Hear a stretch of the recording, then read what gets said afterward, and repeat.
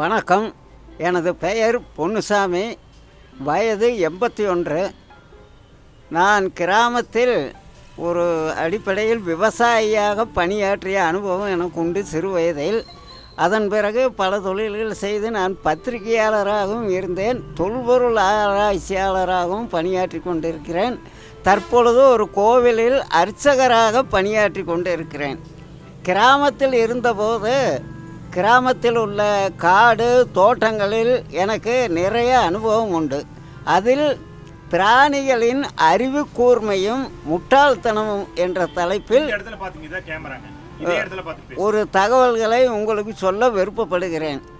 அதாவது பெருக்கான் என்று சொல் வழக்கில் சொல்லக்கூடிய பெருச்சாளி, இவைகள் மிகவும் அறிவு கூர்மையானது.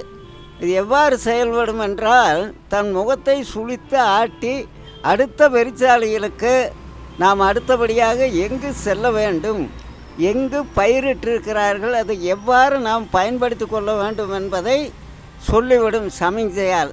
பிறகு எல்லா பெருச்சாலைகளும் ஒன்றன் பின் ஒன்றாக அங்கு சென்று சேர்ந்துவிடும். அங்கு சென்று சேர்ந்து பாலடைந்த கிணற்றுக்குள் தங்கள் வசிப்பிடத்தை அமைத்து கொள்ளும். அதன் பிறகு ஒன்றன் பின் ஒன்றாக இரவில் பருத்தி, நிலக்கடலை போன்ற நெல் போன்ற பயிர்களை வந்து அழிக்க துவங்கும்.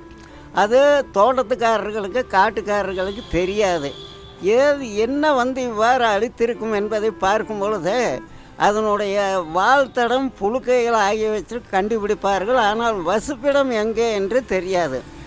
அது இரவில் என்ன செய்யும், கிராமத்தில் ஒரு சில வேட்டைக்காரர்கள் இருப்பார்கள். அவர்களிடம் சொன்னால் அவர்கள் மாலை பொழுதில் வந்து இந்த பெருச்சாலிகள் மேய்ச்சல் வலை என்று ஒரு வயலுக்குள் 4-5 இடங்களில் ஒரு அடி ஆழத்துக்கு பறித்து வைத்திருக்கும்.